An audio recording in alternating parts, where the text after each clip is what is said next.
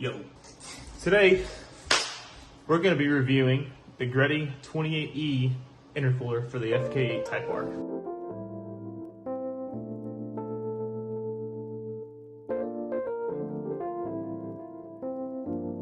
Artlist.io.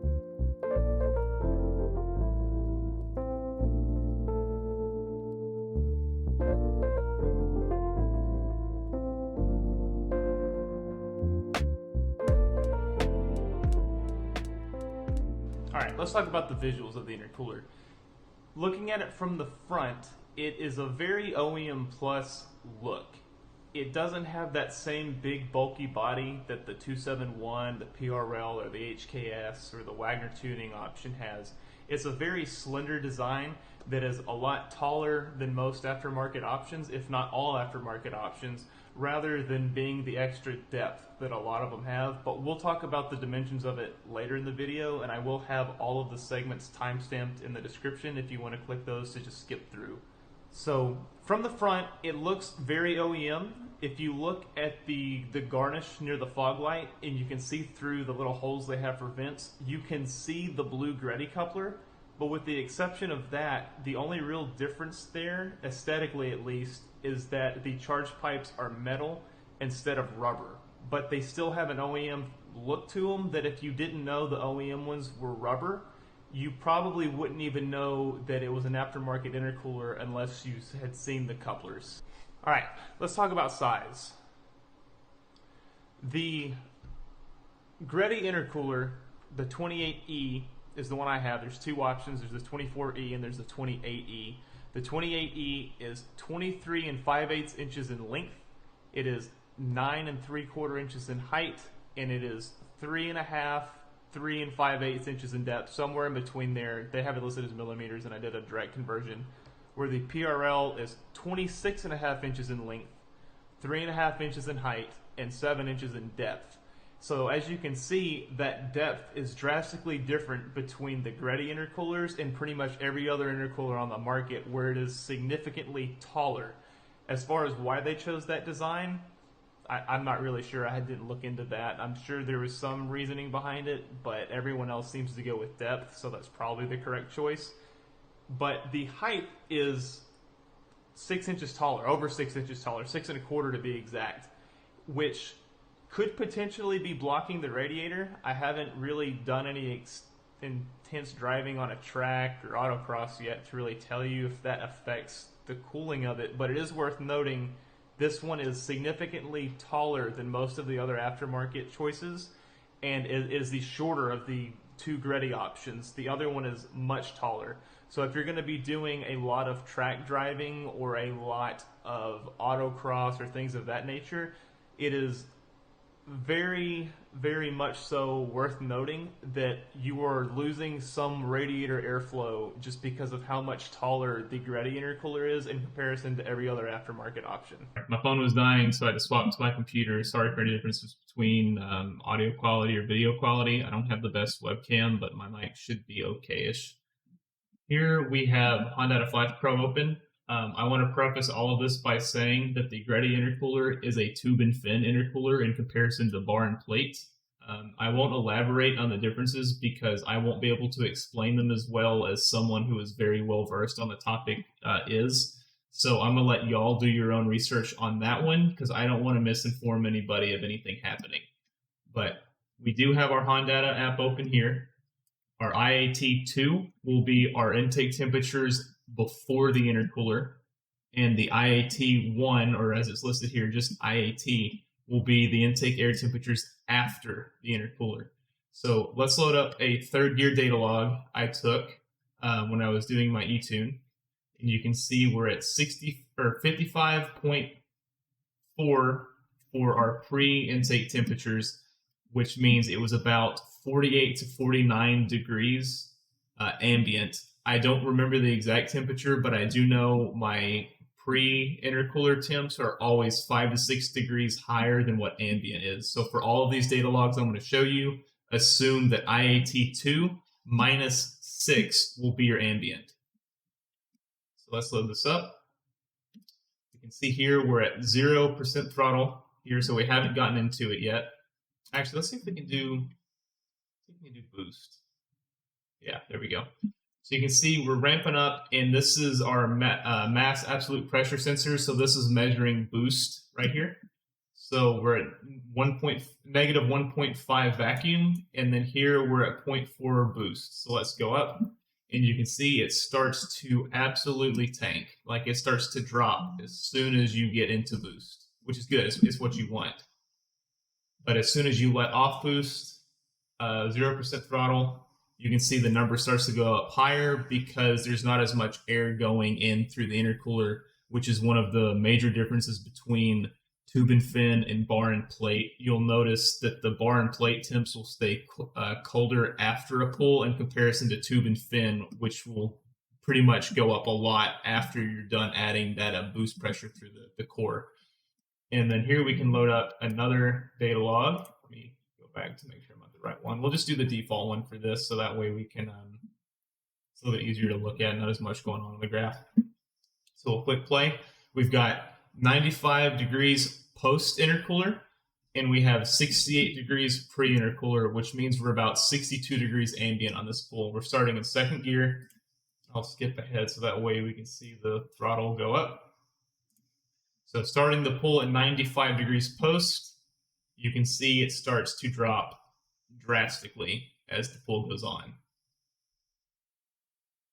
Then once we let off throttle, we're not building boost pressure, the temperatures start to go back up. Pause that one. And then this right here is probably one of the best examples of why you absolutely want an aftermarket intercooler. And it doesn't have to be this specific one, because I have no comparison between this one and the PRL or the 271. But this is an excellent example of why you really do want an aftermarket intercooler. Here's our temps again. Post intercooler, we're at 87.8, and look what happens throughout the entire pull all the way to fourth gear.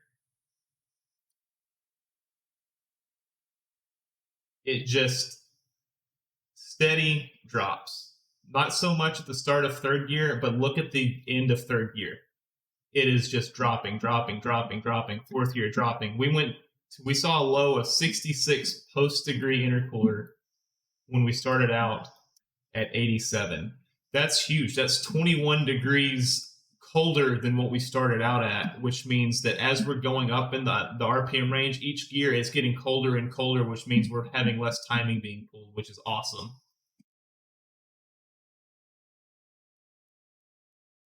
Back to what I said about not having a comparison between the Greddy intercooler and another aftermarket intercooler. I did find this. This is a post from PRL when they were doing their marketing for the announcement of their intercooler being put on the market.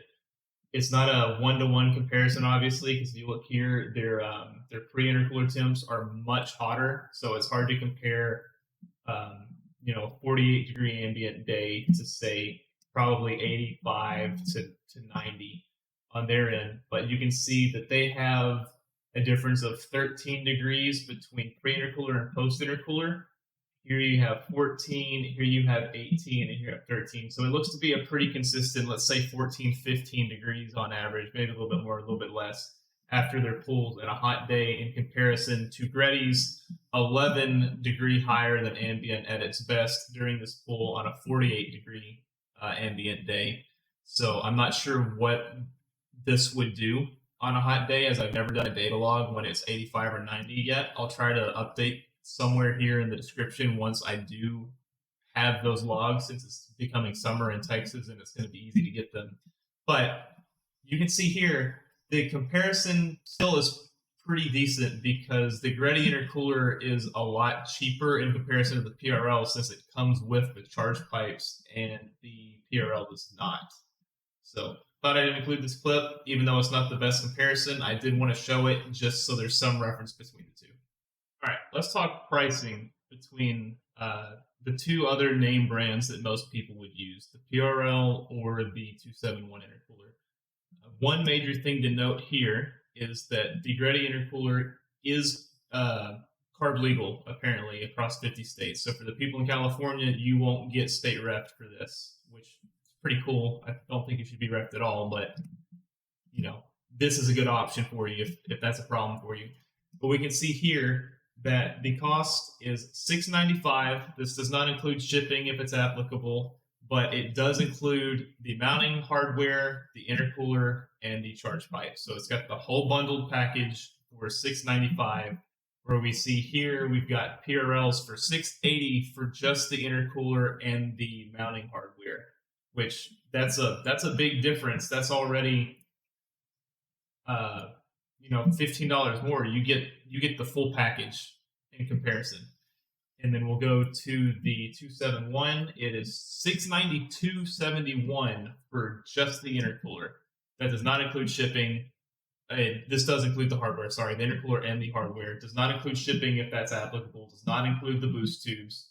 And I do have a few other comparisons here, or maybe just one. The Mishimoto is another option that I see people use. I don't mention it because I think Mishimoto is just eBay rebranded garbage, but I could be wrong about this intercooler. For theirs, it is $1,075. Does not include the shipping if it's applicable, but it includes the intercooler, the mounting hardware, the charge pipes, and the couplers.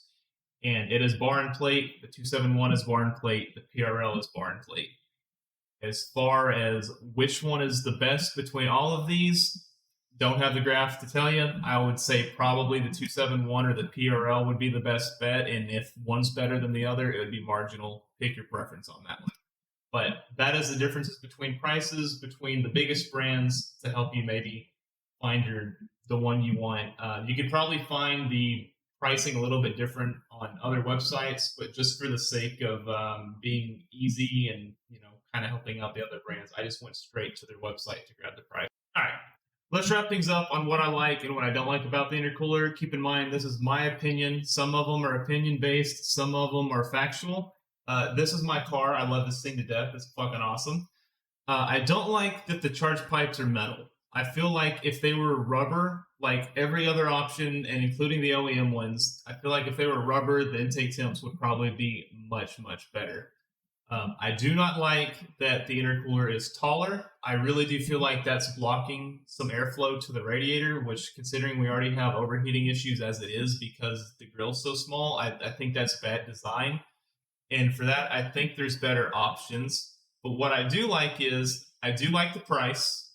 I do like that the charge pipes are already included because that's not an additional cost. I just wish that they weren't all metal. I like that it does better than the stock intercooler. Like, it is a lot better than the stock intercooler. I haven't personally had the stock intercooler on my Type R, but I know every single other stock intercooler on every other turbocharged car I've had, including my 10th Gen SI, was ass. It was not good. It was worthless. And the biggest thing that I like about it is that it was free. It came with my car. I didn't have to install it. So if this has helped you at all, please give me a like, give me a comment.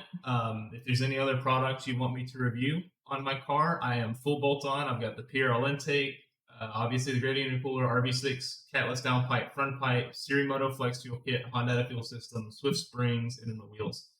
Can't really review the wheels. But if you would like a review on any of those, drop it down below and I will make one for you because I actually enjoy making these. All right, thanks for watching, man.